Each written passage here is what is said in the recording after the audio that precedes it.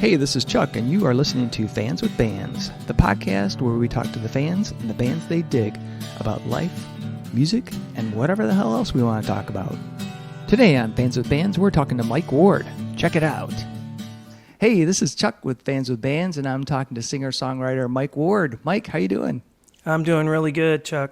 Excellent. Thanks for having me on. Oh, thank you. And we've got fans, Steve, Lori, Danny, and Angela. How's everybody doing?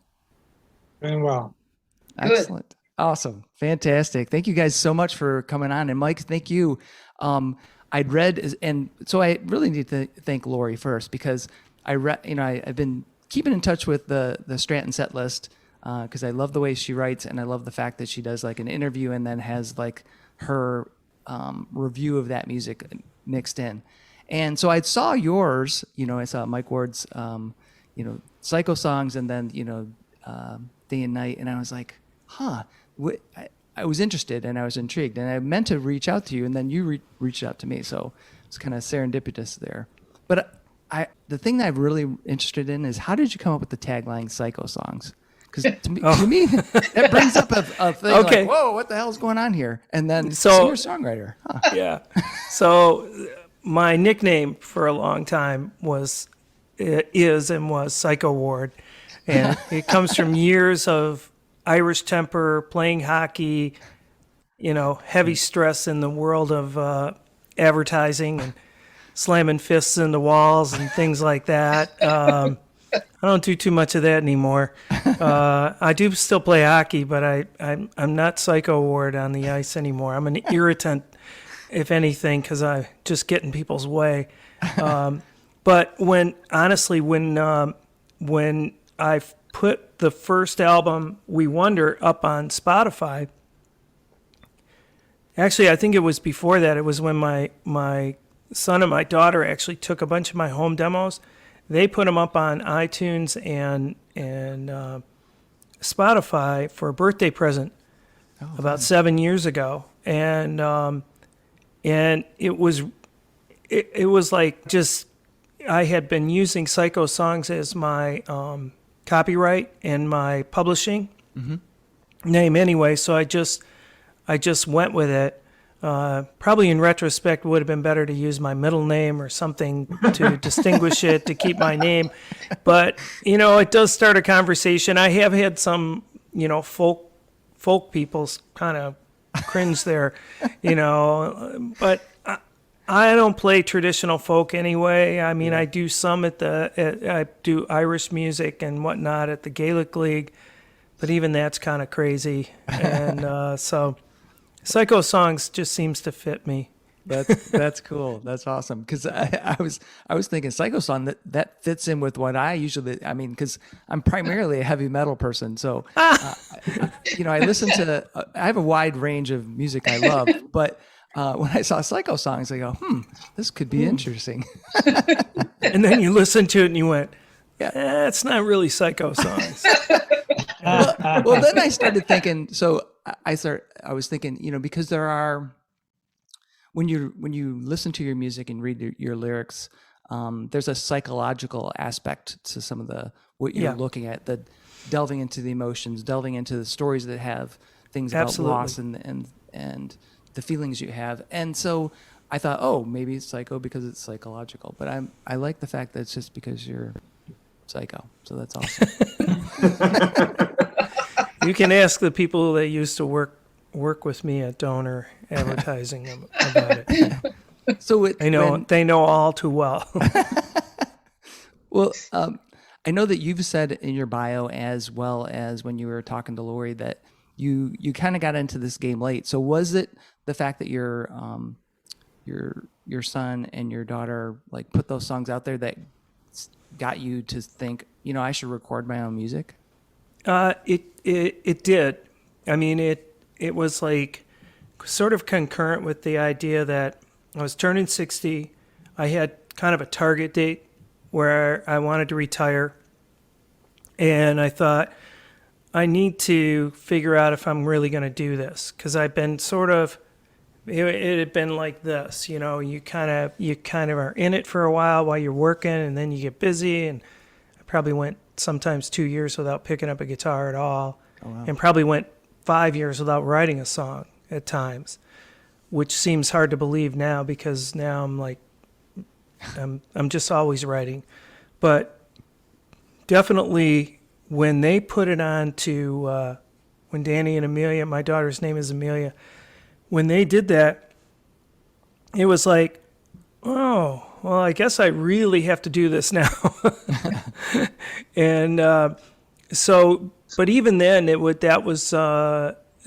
took me a few years to sort of ramp up because I just had been so out of practice and so not performing and not really in tune with it. And it took me a while to sort of get to that point. And when we moved to Detroit, I met so many people that helped me. So many musicians, singer-songwriters. My friend Dave Tanyez, who's a young guy who runs the open mic at the Ghostlight, but he's also awesome. in a band called Border Patrol, and they're fantastic. They are partly in Canada and partly here, so they've been on quite a hiatus Yeah. during all this. But Dave and I do a lot of shows together, but he sort of kind of took me in. He was hosting the Park Bar at that time, and he would have me co-host sometimes or host when he had to be out of town, and I started to learn that. Then I hosted two other open mics for a couple years, and I really think that experience helped me. Certainly helped me learn who all the writers were and who all the talented folks were around Right. here. So that helped, but it really got me going to get in front of people on a weekly basis. Cool. So your last album, The Darkness and the Light, again, thanks to Lori, you mentioned that you had been going through your dad's old slides and Yeah. and feeling those memories. And I was wondering and your dad was an amateur photographer, so was the concept of photography at all in the aspect of documenting your life sort of a theme that you were thinking of, at least maybe in the title or in some of the music that you wrote? I think I think for that album it was less so. I think when you hear the next body of work that I'm going to produce, there's probably going to be 2 albums because I'm in the process right now. We're going to start mixing 21 songs. Oh, wow. And a lot of those songs were songs directly about my dad and about my mom, about my family. There are some songs on the other 2 albums that sort of dive into that, but they're less direct. But I will say the arts in general were always an influence on me and my dad, and his sort of capturing life Yeah. was always part of it. Very cool. Awesome. Well, Fans with Bands isn't just about me talking to Mike and everybody sitting here looking at us. It's about you guys being able to ask questions. So, Lori, Steve, Danny, do you guys have any questions for Mike? I don't have a question, but I just want to reach out to Danny. I've never met him, but I just want to say thank you for telling your dad to follow his dreams. It's usually the other way around. The parent is telling their children to follow their dreams. So I just want to say thank you, Dan, for getting your dad to do this, because I'll tell you what, listening to your dad's music has been such a joy to me. So thanks for encouraging your dad to follow his dreams, man. Yes. He did it for me first. So at a certain point, I had to start returning the favor, and I had a few of his cassette tapes, because everything he had recorded was on old cassettes. Yeah. And it was all analog. So Yeah. I converted my favorite tracks to digital and then put them together, and then started a record label and got them out there. And it was like, I've never done this. It was like Googling every step of the way and calling friends and asking. And my sister and I were able to keep it secret from him long enough that when we like presented it to him and like opened iTunes and there was his album and it was just this face of like, I don't understand. they're in the cabinet. For sure. Oh man. That was exactly And it. then I think your first year you made it was like $9.21. Yeah. Yes. And I've never seen someone more excited about $9. Like, I was getting emails and messages from coworkers at Donor, and like I grew up at the agency, so I'm friends with a lot of them, and I was getting messages from Gail often wrote me a message. She's like, so your dad is very excited about $9. It's not much more than that now. Oh man.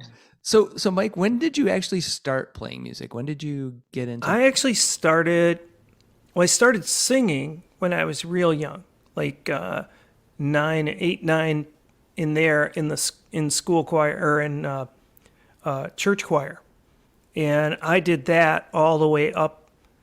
I stayed involved in church choirs really up until I was about 20, because I became a cantor at church, and I would go in each week and learn the music. And that taught me a lot about vocal training. But I took guitar lessons when I was like 13 from this really strange dude. And I learned, but I wasn't a very good student, and I wanted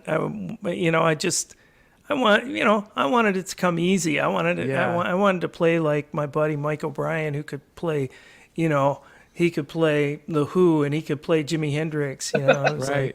like, here I was struggling with 3 chords. I know that So feeling. I put it down for a while, but thank goodness my parents always had a guitar in the house, and I still have that guitar. Oh, It's an nice. old Gibson that my mom gave to my dad in 1947. Really awesome. So I'm very fortunate to be the current user of it, holder of it.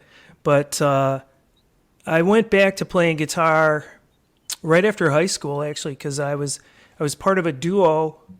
We used to, my buddy Dave Stein from Port Huron, he played guitar, and he would play, and the two of us would sing. And I actually wrote a song that I never knew. I just sang it to him, and he figured out the chords, and we would play it. And then right after high school, he got married, and got a job, and it was like I figured, well, if I want to keep doing this, because I kind of enjoy it, I need to learn how to play. Yeah. So I crudely learned how to play. I would take songs that I knew, and that I knew by ear, and I would just figure out the chords, and I would learn how to play. And they were Neil Young songs and Paul Simon songs, and Nice. stuff like that. Later when John Prine came along, that was a perfect guy for me, because his sense of humor and his style of play I really enjoyed. Yeah. And so that's when I was in college, I had a buddy who, a guy that lived down the hall from me. I was at Siena Heights College in Adrian, and I had been playing a few years at that point, and I'd played some bars and stuff like that. Okay. But I knew I wasn't, I knew I like to sing more than I like to play at that point. And this guy said, you sing really well, but you don't play so good. He said, I suggest that you take the next 6 months and don't sing, just play. Oh. Just learn how to play better.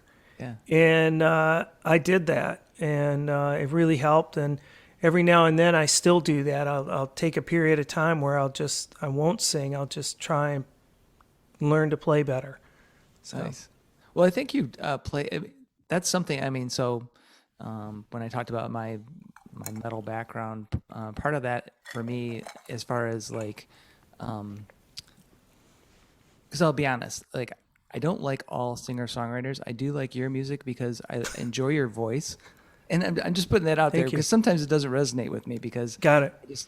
but if it has good guitar and good voice, I really like it. And that's why I really like your music, because I think you are a good guitar player in that I like the articulation. I like the dynamics that you're getting into your music, and it really fits well with your voice. And the combination is very, it resonates with me, as opposed to some things where I listen to it and I'm like, this is not for me. Not that other people don't love it, but it just doesn't work, right? So I think you've that woodshedding in the with the guitar has paid off. So Thanks. yeah. So I just saw that the song I think it was called "Content" is the most All recent one. right. Yeah, and It's content. It's content. content. Oh, And sorry. we love that because I the first time I ever did a radio interview, the the host said, he said and he asked me to play a song, and I said he said, are you going to play content? And I said, well, the name of the song is Content. And he came back at me and he goes, well, it's on the air now. And, he says, technically it's content now. Right. I went, okay. But it's content. Yeah. Awesome. So what's the story behind that song? How did you develop that? That was developed from, I started writing a series of like sort of opposites, or, just trying to look at language in some cases with that, but also of a mind of trying to get to, there were some lines about regret, some lines about, when you say, how do you, now I'm trying to remember the words here. I'm like going, I can't even remember the first lyric. But there's a lot of things like, when searching for a forest, all I found was a tree, or, just trying to play with those ideas of like things not being right, or things not being quite right. And, the notion that a simple life in a complex world is sort of the premise, I guess. Yeah. But more really, when I tell people, it's like, it's less about being content with the life you live now, but more about how are you going to be viewed when you leave this earth. And that's, when the money's all spent, are you going to leave this world completely content? Yeah. I really like that. And the verse one of the verses that came first, I think I was intending it to maybe be a funnier song. And sometimes I wish I had smoked more dope, read more books, used less soap, gone to sleep later, planted more trees, learned a language to say fromage instead of cheese. So, that line usually gets a laugh, and I like playing that live because, it's like, I like to wait for that line to sink in. Yeah. So what is when you have fans, when you release your music, what do you want your fans to take away from that? What feelings are you trying to instill in them? Or is there really a goal for the fans? Is it more about how you want to express yourself? And if somebody can resonate with it, then that's great. Or do you really want them to pick up some kind of message or have a certain feeling when they experience your music? I think for me, the mixes of all the songs that I do are lyrics forward. So it's my voice at this point. No one else is singing my songs right now, but I like the lyrics to be forward because that's what I spend a lot of time on. And I feel like messages about aging, messages about you know, the world, No Way to Live is a message about homelessness, but then you have How Sweet Your Dreams, which is a message to both of my kids, who I imagine, when I wrote that, I imagined them as tiny babies because I never wrote them songs when they were really little. And a couple of the songs came from song prompts from workshops. Oh, really? Our turn to shine. Why can't that be enough? And In the Light. And like, they have a certain part of me, I guess, that is like self-deprecating, or that I try not to take myself too seriously, even though I do write some serious songs, but I try to keep a certain lightness or edge to that. Our Turn to Shine, I think, it has that part of it, and but then there's songs like Midnight Veil that has sort of it's veiled with hope. It's darkness that's veiled with hope, and that's, I think, even if I'm writing about something that is as dark as or as tough as homelessness, I want to try and provide some hope, or at least let that come through in some way. And that's really what I hope any listener takes away from my records. Very nice. I actually was off when I was talking about your music, and the latest single is Career Advice. Yes. Which very different. Totally different. And I love it because when I got to, don't be a dick, basically, I'm like, what the hell? Yeah, it doesn't get played on the radio. although Artie, Artie, what's his name? Artie Morello. He played it on his, and God bless Lee Kitzman, he plays it, but it's gotten, it always gets a great response. I wrote it on the heels of my retirement, actually being asked by 1 million people at my retirement parties and things like that. And when I retired, what kind of sage words of wisdom would you give to the young people coming up in the world today? Yeah. And I just remember my friend Marguerite Paris, we were talking about, just young people coming up today. And Marguerite goes, just tell them to don't be a dick, whatever they do. You can do a lot in this world if you're just not that. Yeah. Yeah. And, so that was a fun one to write. All those jobs were jobs that I held at different times, awesome. and I used my 40 plus years of work experience and my family's work experience to explore that space. As Bruce Dickinson would say, explore the space. Explore the space. Did you go see him on Sunday? No. Lori did, right? I did. Did you? I was coming back from Grand Rapids, so I couldn't get out there. So. It was great. It was. Yeah? He's a ball of energy. He went on for 2 or 3 hours. He took a break in between. Yeah. Wow. He has some great stories. I'll have to fill you in sometime and tell you about it. It was fun. Yeah. Oh yeah, and even a friend of mine, who he had extra tickets, and he said, "Do you want them?" And I'm like, I'm not going to be here, so sorry. But yeah, that's a bummer. Yeah, we were on our way back from Grand Rapids as well. Oh, Sunday night. Where we went to the listening room. Oh, cool. My friend Kyle Rashi. Oh yeah. And James, Nicholas James Tamasa. I always get his name wrong. Tamasa. And Sierra Cassidy, who goes by I Am James. 3 folk solo songwriters. They do a show there on one Sunday a month, songwriter night. Awesome. At the listening room. Where is the listening room? So the listening room, where that new hotel is? There's a restaurant in the basement called 123, and there's a cinema in there. It's right downtown, in the middle of downtown. Okay. The Hyatt, maybe? Not the Hyatt. It's called, I think it's the City.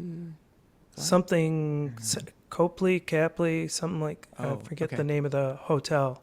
It's new. It's the whole complex is new. Oh, cool. Because the theater, the movie theater that's in there, and the restaurant in the basement, and then the listening room is on the second floor. It's about 200 people. Nice. Very much like the Ark, but a little bit smaller. There are times I wish I lived closer to Grand Rapids. Same here. Yeah. And other times I live in Ann Arbor. I love Ann Arbor. I love being able to, I'm only, depending on where in Metro Detroit I'm going to go, it's like hour-ish or 45 minutes, so I like that because there's so much variety there. But sometimes the beer scene and sometimes the music over in Grand Rapids. And that's what I went to go to Speciation Ale. And they do some things where they brew a beer for a band. And so I went to see Tiny Trees, which is this 2-piece kind of like, I want to say like a post-metal, post-punk kind of thing. Very cool, but it was super dark. Like they turned off all the lights. They had the 2 spotlights on, and I'm trying to take pictures. I'm like, what the heck is going on here? But yeah, it was fun. But, cool. Yeah. Now I'm gonna have to get a beer made after you. Yeah. Yeah. It would be awesome. Seriously, that would be so cool. Psycho songs. That just went on the list. I think that's good. Mike, that's good. You should go talk to. So, because you're in Detroit, great brewery down there in Corktown called Batch Brewing. Oh yeah, I love Batch. Yeah, those guys are great. I also love Brew Detroit too. Yes, yeah. Brew Detroit is actually my favorite brewery. Well, and do you know Dave that works there? I don't know him personally. I know him to buy beer from him. All right. Well, I'm Facebook I've talked to with him. those guys, so I'll try to put the bug in their ear because that would be that would be really cool. I think that space would be a great space to play in. Yeah. Yeah. Yeah. Okay, so I diverted into beer. So let's come back. That's fine with me. Second favorite topic. Yeah. Lori, Steve, Danny, any questions? Or I can keep rolling. Yeah. All right, I'll keep rolling. So I was, part of like the thing I like to do with Fans with Bands is kind of go back into, and I think you've touched on it a little bit, but kind of get the backstory of where you came from musically, not so much playing, but what you were listening to. So what was the first album you bought? And why did you buy it? I think it was the first Monkees album. Really? Yeah. Now, I will say that's the first one I bought with my money. Yeah. But I grew up in a big family. I'm the 7th out of 8 kids. So, I had plenty of music around for me to scrounge around and listen to between my parents, who were really eclectic. They liked some classical music. They liked some jazz music, but they really loved folk music. They really loved like Odetta, Joan Baez, and they dug Simon and Garfunkel, and they loved Irish folk music. Yeah. The Clancy Brothers and Tommy Makem we had this huge collection of, and I have that. I still have it. Awesome. And those songs never left me. I still do them at the Gaelic League, and Excellent. I love it. But my older brothers and sisters, they were big into the folk and Bob Dylan. And I remember my sister Catherine, she had bought the single for "I Am a Rock," and then she got a job. Her and my sister had a summer job at Houghton Lake. Oh. So they went away for, a couple months in the summer. And when she came back, I had literally worn the grooves out on that record. I had worn it out. I had to buy her a new one. So I guess technically that was my first purchase, was I Am a Rock. But the first album I bought, that I was passionate about was the Monkees. I love the Monkees. Yeah. And it's funny. I love the Stones. I really love the Who, and then Jimi Hendrix. Yeah. You know, they were big on my list. I really, I love Dick Wagner. The Frost was a band that Port Huron. He came to Port Huron a number of times. Came to Marysville, and we loved the Frost and Dick Wagner. And then when he got to be part of Lou Reed's band, Yeah. and then he was music director for Alice Cooper, and it was just Yeah. he's a big time player, that guy. Yeah. That's awesome. So, but yeah, I mean, what I listen to, in terms of my musical tastes, isn't always what I play. I love David Bowie. I'm huge that time period, and I am a Springsteen fan and Jason Isbell fan, Yeah. things like that. But I was going to say that when I listened to your music, I thought of Jason Isbell. a number of people have said Yeah. that. Yeah. Yeah. And that's a huge compliment, because I think he's one of the best working right now. Oh yeah. I think he combines some of what I like about John Prine with a different sensibility of storytelling. Yeah. I think he's a really good writer, and man, can that guy play. Oh yeah. Oh yeah. So I like to take that question around the horn, and so Lori, I can't remember, what was yours? I think it was Michael Jackson's Thriller. So I think I was about 6. That was Awesome. huge at that time. So yeah, that was the first one I ever bought. Yeah. It was a tape. Awesome. Yeah. What inspired you to get that album? Do you remember? Oh Was it man, I think my watching a video? brother had it. So I have an older brother. He's 3 years older. And I think he was the one that introduced me to a lot of music. And I just thought that I just loved the songs. I loved to dance to them. Yeah. I loved to roller skate. I used to roller skate up and down Oh, nice. and when, up and down the hallway with to Billie Jean. It's still my favorite song to dance to of all time. So if Awesome. anybody plays at a wedding, it's I'm out there. I love that song. Now, was it an album or a CD? It was actually a cassette is what I had. A cassette. Okay. I wore that Yeah, thing that out. makes sense. Yeah, That's the fantastic. time, yeah. Steve, how about you? I would have to, I think I've still got it. I think the first album I bought was Black Sabbath, I think. Nice. I think it was either that or Led Zeppelin, one of the two. Nice. Yeah. Well, I had every album. Yeah. And Steve, what inspired you? Do you remember? Oh, I don't know. I think I liked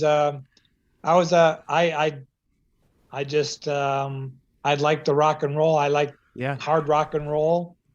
I mean, Excellent. it was, I don't know why. It just was, that was, Yeah. I think that was the thing you're supposed to listen to anyway back in the day. I mean, Right.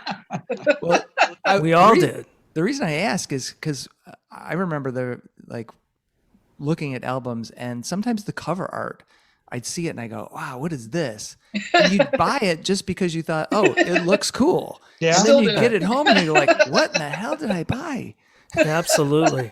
yeah. Because I did, sadly Meatloaf has passed away, but I bought that album because I like Black Sabbath and stuff. And so I thought, oh, buy Meatloaf. And I listened to it and I went, what is this? I mean, it was fine, but that was not what I expected. I saw That was not what cover. you expected. Yeah, no. Not for I was expecting Black Sabbath or something like that. And what I got was well, this is different. Yeah. So Danny, how about you? I'm trying to think what the first I bought. There are a few that I remember, but I grew up obviously with a pretty good music collection in the house. So it was Yeah. I had this access to this amazing vinyl collection and tapes of his that I would fall asleep to that were oddly labeled and odd mixtures, where it was Stephen Wright stand up on one side and then Todd Rundgren on the other. And I'm That's that's true. one of my favorite cassettes. Like that was one of my favorite combo cassettes ever because I was like, no matter what my mood, there's something for it. Subliminal education. When he was falling asleep, it was comedy and music. It's to this day, like I need to fall asleep like to something, and it's usually comedy or music. Oh, really? Wow. But first, I got a lot of like single cassettes as birthday and random gifts because that was the real popular thing in like the mid to late 80s was the like, we got you a single. And I'm like, you got me 2 songs and I need to flip it over. This is so much work. Single. The first album I bought though was for a girl. It was for Jessica Ewing in 6th grade. And it was like the first boy-girl birthday party I was going to go to. And asked her friends, I'm like, what am I supposed to buy her? And they were like, you should get a Runaway Train by Soul Asylum. So that's what I got her. And awesome. Yeah, it was like the like 6th grade, like leave it in, like just slide it into the locker. Right. Like, I'm not gonna give it to you. That'd be insane. Right. But then the first one that I really, really remember buying because I was working at this point, like wanted to buy this CD was Blues Traveler's first album, 4. Oh, nice. There you go. Yep. And I went to their 25th anniversary tour of that album a few years ago with my friends I was with when we bought it. Oh, that's awesome. It was pretty cool. Yeah. It was one of those that it was like, this is fun. Yeah. Yeah. Hell yeah. That's awesome. Very cool. So Mike, what's next? As you mentioned that you've got 21 songs coming. So yeah, so that is that's next. Yeah. We so early in 2020 in April. So let me step back. The first album, the Darkness and the Light album. Hey, the Darkness and the Light album. We actually finished all my tracking on that by January of 2020. Oh, and we were just getting ready to bring in players to do like cello and guitar and background. And then the pandemic hit. yeah. So we shut down everything on that record until probably July or August. We didn't do anything with it. In the meantime, in April of that time period, a friend of Danny's, a songwriter from New York, put out a challenge and said, hey, anybody want to try and write a song every day for the month of April? Oh, wow. Cool. And I thought, okay, I'll try that. Not really realizing what that would mean. And by day 5, I realized what it meant. But I will say it was a hugely beneficial exercise for me. I wrote every single day into the night, and you were accountable. You had to record something and get it up by the end of the day. Wow. And I ended up writing 32 songs because there were 2 songs that one Angie said, that's just too mean. You can't post that. And another one was just too stupid. And so I developed another one. But, Lori and I have talked about this. She was kind enough to do a feature on this whole sequence. There were a lot of family songs, but there were a lot of songs about where we were at that time. Mm-hmm. And the interesting thing is now I think 10 of those songs are going to be on the new collection of music. Great. And they didn't, they've probably been rewritten a little bit, but there's a couple songs that are almost verbatim what I wrote on those days in April of 2020. Really? Wow. And, from that exercise, I really started to, one of the other things I've been doing since 2018 is going to more workshops, intersecting with more songwriters and getting feedback on songs, which I never did. I spent a career putting ideas up on a wall so that somebody could have at them. Yeah. I saw music as mine. No, I don't want anybody to touch it. I don't want any influence, And so that's been a real difference too. And so the other parts of this record, or these two records, it will probably end up being, are songs out of those workshops, and they really push you to, different places and trying different things. And I was just talking to Kyle Rashi, is a friend that I have met through a number of workshops, and now we have one of the songs, the lead song on the new record, which I can tell you the title of, because we just came up with the title. I can't tell you what songs are going to be on it yet, but the title is Particles to Pearls.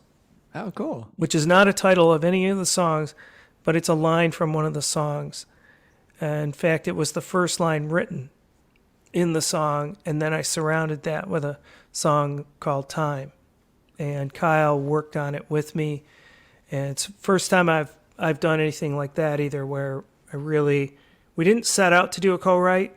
Yeah. We're just in the same songwriting group, and he really gravitated toward the song, sent me some notes.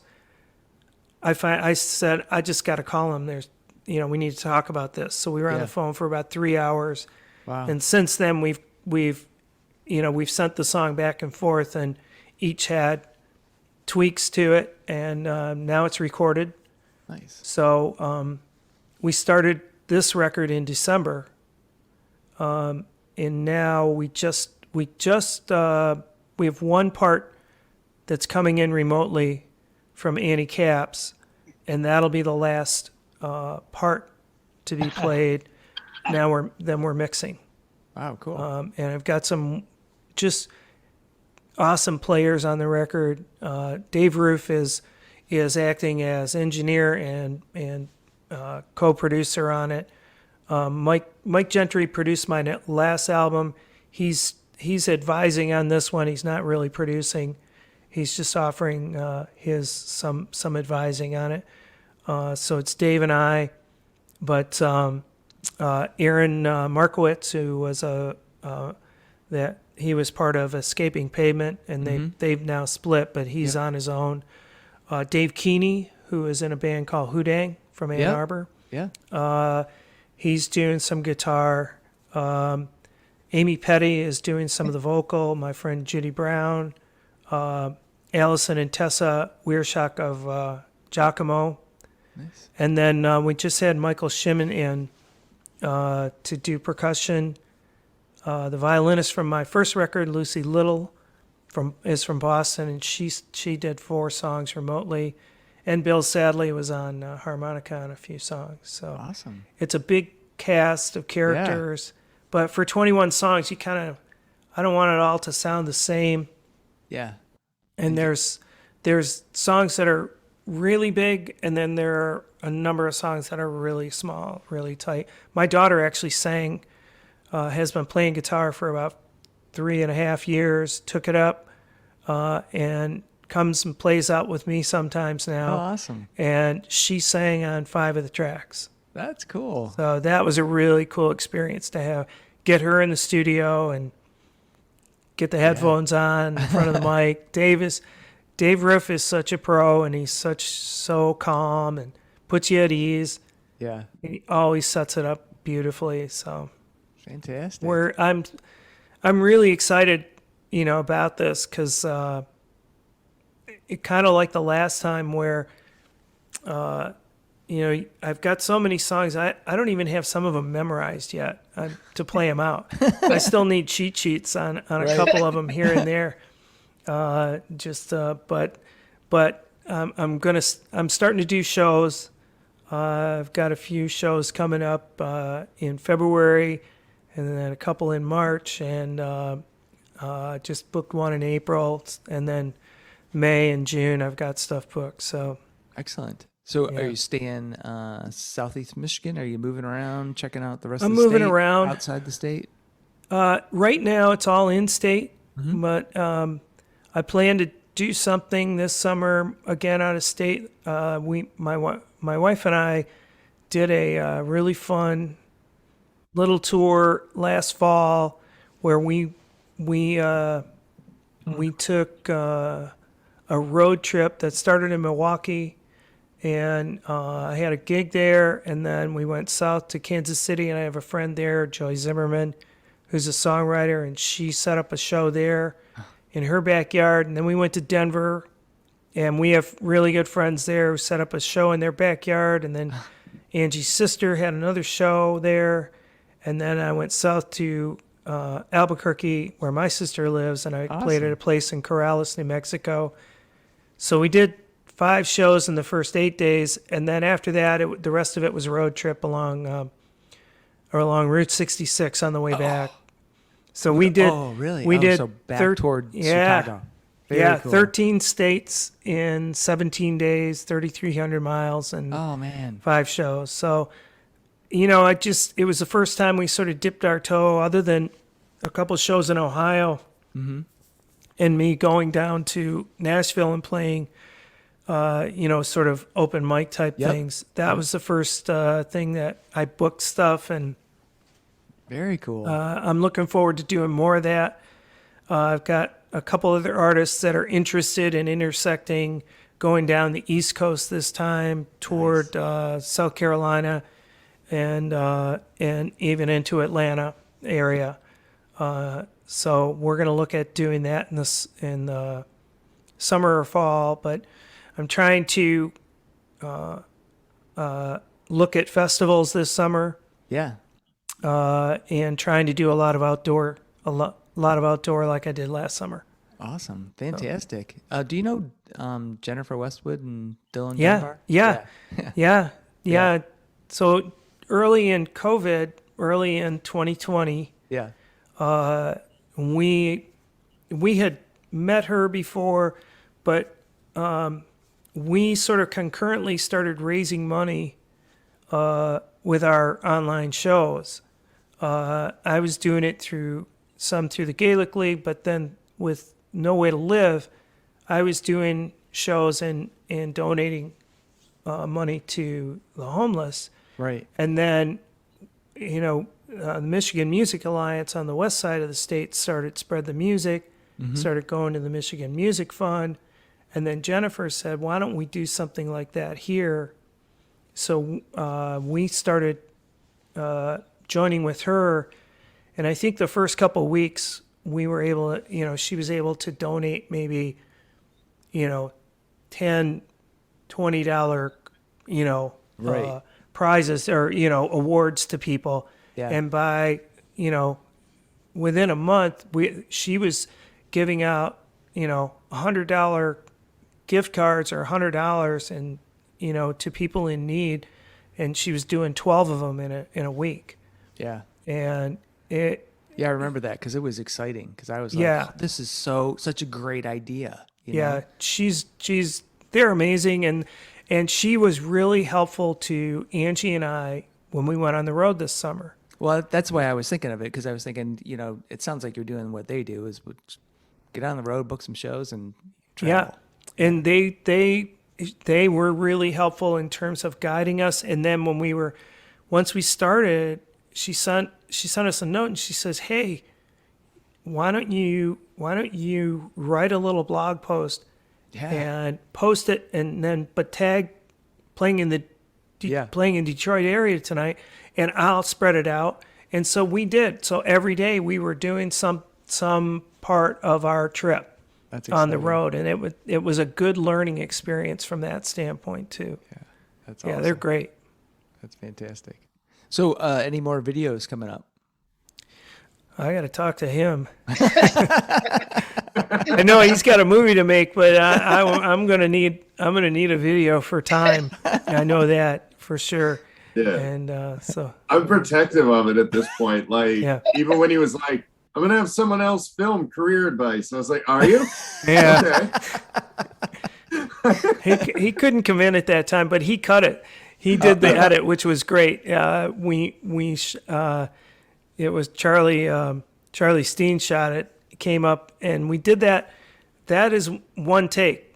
Really? We did that. Yeah, we when we recorded, Steve Cousins, who is in the Codgers, played the accordion, and Dave plays the stand-up bass, and then I play guitar, and that's one take.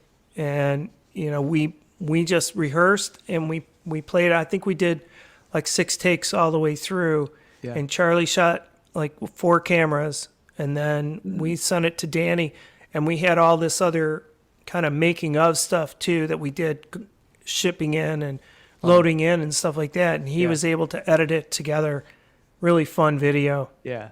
Yeah. That's cool. That was a fun one. That's awesome. It's always fun because I get the opportunity, like each video is kind of a new song, but also like, all right, what are we going to do this time? Yeah. And each one we've got to try a new technique and a different style, and gives us a chance to have some fun together and like push each other a little bit to try something new. So the animated one for Content that's a height, man. That was really fun, but I don't think I'm going to draw my dad for 13 hours a day for 40 days ever again. Like, just wake up and draw my dad all day. How many drawings was it? It was around 4,000. Oh my God, really? Yeah. Between like, now a lot of them, like the forest and the bridge, I was able to find ways to like draw one image and then recreate it, but I had to still do 4,000 frames. But I think there were 1,700 drawings of him playing. Wow.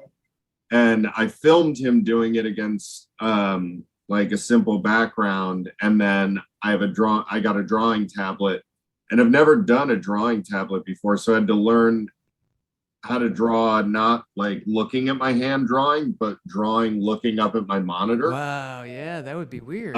So I did a few weeks of tests to figure out how to do it, how many frames per second, because it was filmed at 24, but like, I really don't want to draw 24 frames a second. Like, it's a lot of seconds. It's a 4.5 minute song.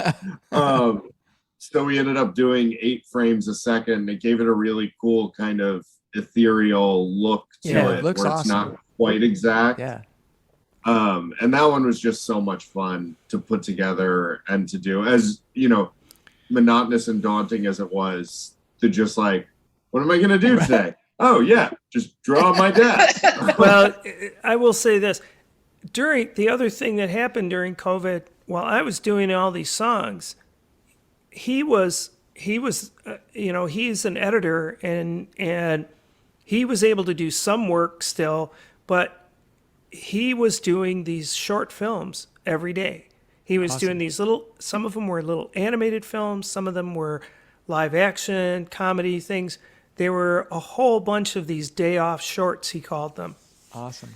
And one of them, Short on my days off. I don't like days off. but one of them he had done was he had taken a poem that he had written, and he had done this beautiful black and white line work animation. And he on the other videos he had come to me with sort of his idea, but I asked him specifically. I said, "Do you think you could do something with Content, because it's about the words, and that was an opportunity to animate the words," and that's what he did. Awesome. And it was all on me that I like. The poem of mine that I animated was like a still drawing floated through the screen, like little bits of animation here and there. And I was like, I got an idea. I think I know how to do this. I've never done animation, but it makes sense in my head. And then it was like day 4, and one of my buddies called me and was like, "Hey man, what are you up to?" And I was like, "I don't know what day it is generally, but I know I've been drawing my dad since my memory is just that." And it needed to be, because, it's all about just like his mouth is a little different here. But then after a few days, like starting to get the rhythm of like, oh, right, his fingers do this, and like being able to guess which was coming next.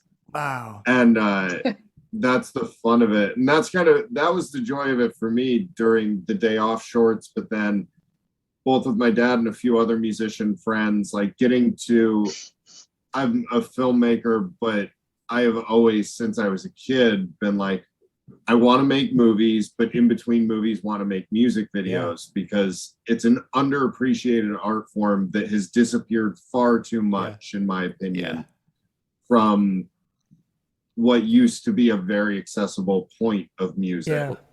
You know, not just MTV, but like the music video was a thing that you looked forward to.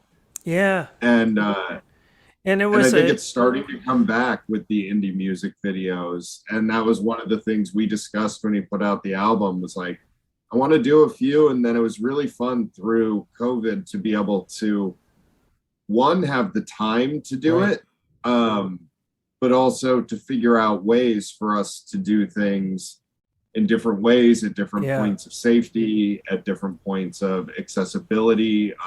They came into New York for 2 days. And it was a really weird trip. Yeah, it was a weird trip. It was September of 2020. Yeah. So, I mean, it was still heavily locked down. There was no vaccines at that point. So we're driving with our own pillows, our own, you know, I mean, we're like putting, you know, gallons of sanitizer on us. We've got, you know, he didn't hug my wife. We didn't hug the whole trip. Man.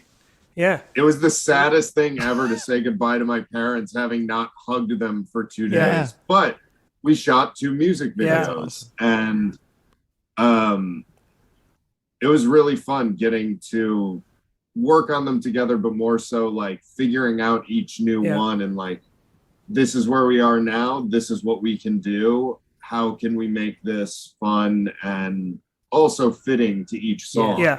Like Our Turn to Shine, I think is I think it's a great video.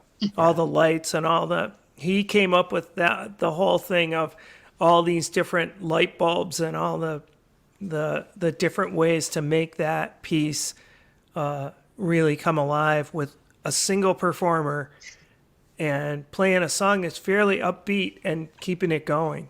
Yeah. Well, and it was a fun one to shoot. Green screening light bulbs is I'll just say this, don't do it. It's horrible. Well, I was going to say, Danny, when you were talking about like the fact that the art of the music video is somewhat lost, but you guys did a great job of like having different, and I had not thought of the work that goes into it, the thought process that has to go into it, and the imagination to come up with, like, you know, we want this one to reflect this, as opposed to, you know, you either get some kind of crazy, it's either a live performance, which everybody's done and seen and 8,000 times, and that's fine. It's got 50 camera angles, great. Or you've got here and there maybe an esoteric kind of video that may or may not capture the spirit of the songs. But it's really interesting to hear you guys talk about that aspect of, one, you know, how it was something that you guys could do together artistically, sharing the art of, you know, visual arts plus the music, and then coming up with the different ways of trying to, you know, re-stimulate that whole process of the music video. So I find that very intriguing. It's awesome. And I can't wait. The last one that he did was in October or September, and I had submitted a song for an October single set from Hudson Harding Music, and they would take the song and put it onto an assembly of other songs, do a playlist. They would actually create physical CDs, send them out, promote it. And they said, you know, it would really be great if you had a video for it beyond just, you know, the album cover and the song. And so I asked him, I said, he listened to the song, and I said, what do you think? And he came up with this, because it's a really sort of dark song about, you know, mental anguish and how people are disconnected. And he came up with this idea of being able to shoot this piece in his 287 square foot studio. 214. What is it? 214 in Brooklyn. And he shot the whole thing, and it's really quite amazing. And he's in that one, but as a character who is struggling, and It's that It was a super fun week. Yeah. Awesome. I'm gonna be really depressed tomorrow, all day. Awesome. No, it was really that was one of the more challenging ones because we had such a time crunch on it that it was like it was the call, can you do this? Are you interested? And it's like, yeah, absolutely. It's like, great. It needs to be done in like 10 days. Yeah. Because okay, I guess I'm writing it tonight. Yeah, because they wanted to feature it for World Mental Health Day on October 10th. Awesome.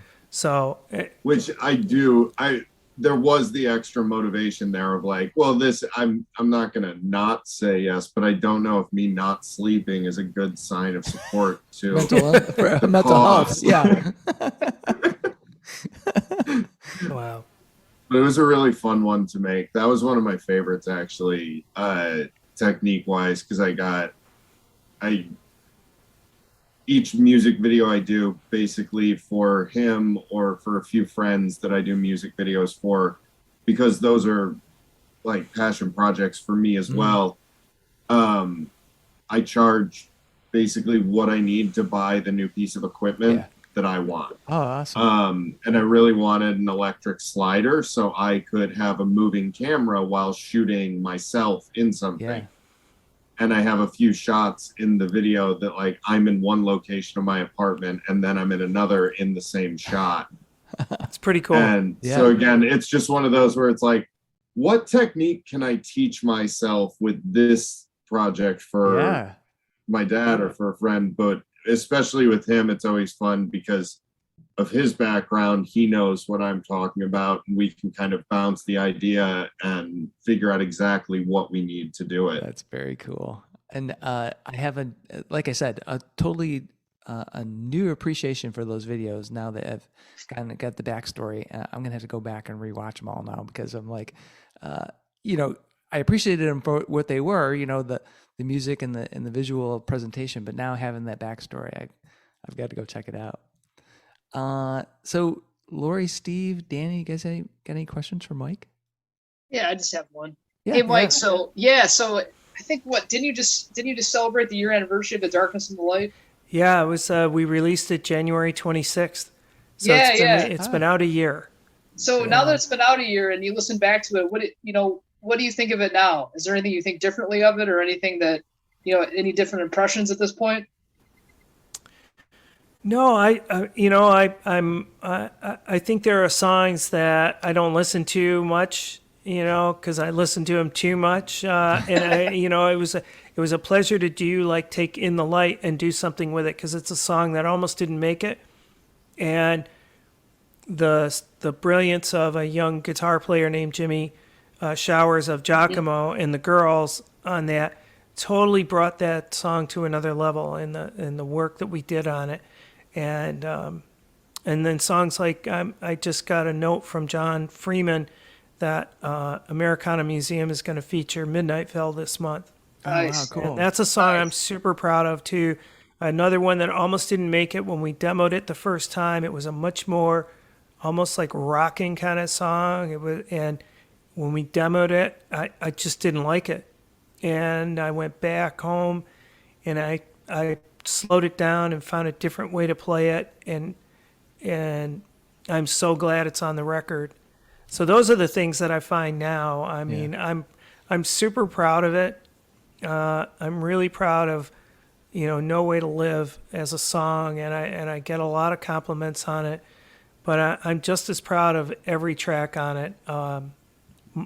Ken Jacobson just featured on Michigan Folk just featured I saw that. Why Nice. Can't That Be Enough, which is a song about Michigan and about those places in Michigan you like to escape to, but it's written from the standpoint of that place and who really misses who.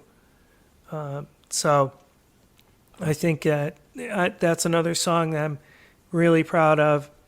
Content's a song that I just never get tired of playing. So I have to, I'm playing a whole new set of music these days, and I'm not playing many songs from that record, but it's not for not that I don't like them. Awesome. Steve, Danny, any questions? It's been great hearing all this stuff. I just have to thank Steve. What's that? So Steve is part of my high school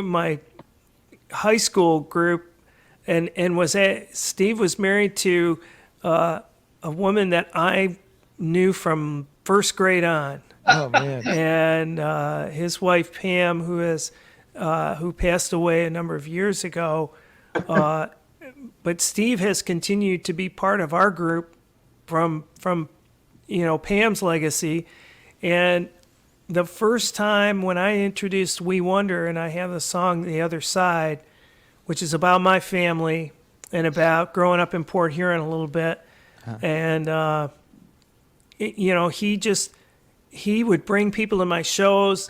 He's the biggest fan that anybody could have. Awesome. I mean, I can't thank him enough. It's always great to see him at a show, and I can't thank you enough, Steve. Hey, Mike, I said, it's been a joy. It's been something that I've enjoyed so much. And the thing is that the relationship, and I didn't know that way back then, but you're keeping that memory of Pam alive too for me. So that's nice. That's when I listen to your music, I always think, oh my gosh, Pam knew him and knew him when they were little people, little kids. That's awesome. So that's what you've kept Pam alive for me. So I appreciate that. That's fantastic. And he's getting my tour bus ready. Yes. All right. He's designing my tour bus. Awesome. Yes. All right. Well, I want to thank you all so much for being on Fans with Bands. I've got just one last question. Mm-hmm. Mike, hopefully it won't put you on the spot or alienate any fans, but it's somewhat controversial, so I'm going to throw it out there anyway. Pineapple or no pineapple on pizza? Oh, pineapple. All right. With ham. With ham. Okay, so the traditional Hawaiian. Yep. All Hawaiian. Right. All right. Yep. Steve, Yep. how about you? Pineapple hard to or no find. pineapple? Steve, pineapple or no pineapple? Yeah, pineapple is okay. I mean, like I said, I'm not I'll go with it, but It wouldn't be your first. It wouldn't be your first choice. Right, You're absolutely. saying, but all right, good, all right. Lori. Yeah, definitely. All right, excellent. Any particular favorite combo with the? I think I like it on barbecue chicken pizza too, to be honest. I put it on, yeah, like we made it that way in the past. Yeah. And really that like makes sense. Yeah, totally, Yeah. totally. So that's another way to enjoy it. Yeah. Danny, how about you? Oh yeah, I'll do it. Yeah. One, I like the flavor. Two, I love pissing my best friend off. And oh god, he's gonna call me in a rage of. It's just yeah. Oh, it gives me all kinds of joy, flavor, and pissing off the best friend. Awesome. Any particular combo that you like to go with the pineapple? Traditional? Or? I mean, I do think the traditional ham is a great combo. Yeah. I agree with Lori. Barbecue chicken can be really good as well. I've also done jalapeno. Yeah, and, that's the other one I keep hearing Yeah, that's about. a good one. Yeah. Yes. It's nice because you get the spice and then like the acidic sweetness yeah. that kind of tangs it down. That will never happen in this palate. yeah. I have an Irish palate and no jalapenos, Wow. very little spice. I was gonna say no spices. Yeah, very little spices. Yeah.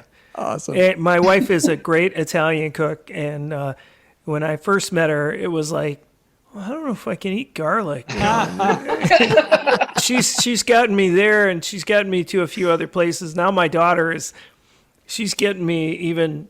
She's inching me further, even though my stomach. I don't know. You've pushed pretty far. You've actually tried some things that have some kick and survived. Is your wife? Is your wife? You didn't perform pineapple? afterwards, but yeah. Is your wife she a likes pineapple fan? pineapple. Yeah, she'll eat the pineapple. Oh, hey. There she is. So do you prefer pineapple or is it just okay? No, I like pineapple, but I'd have to go with bacon Oh, and pineapple, Oh yeah. not ham. yeah. Like that nice honey-soaked bacon with pineapple, and you know. And I agree with Lori with the chicken, along with even with that. You know, barbecue, like, just load it up. Jolly Pumpkin in Ann Arbor, when Yes. they first opened. Oh, we got an echo, Ange. I think that's I you. think that's your car. I'll go off. Yeah, I'll go off. When they first opened in Ann Arbor, they had a pizza that was like the candied bacon and that's pineapple. Right. Yes. And I remember that was That was like sensational. They don't have it anymore, which is a bummer. Yeah. Maybe we can petition them to get that back. I think so. All right. Well, guys, thanks so much for being on Fans with Bands again. Thank you. Thanks, Chuck. Thank you, Chuck. Thank you. That was fun. Really appreciate it. Yeah. Thanks to Mike, Steve, Danny, Lori, and Angela for joining me on this episode of Fans with Bands. Mike Ward is putting the finishing touches on his next album. In the meantime, go get a copy of his latest album, The Darkness and the Light. Then, get over to the Corktown Music Festival in Detroit on March 4th and catch Mike live at the Gaelic League at 8 p.m. Be sure to get the 2-day pass to the Corktown Music Festival on March 4th and 5th, as you can check out a wide variety of bands, including some Fans with Band alumni, such as Ladyship Worship, Warhorses, The Whiskey Charmers, and Edison Hollow. Tickets are low dough $20 for the 2-day pass, featuring over 75 bands. See the show notes for all the details and links.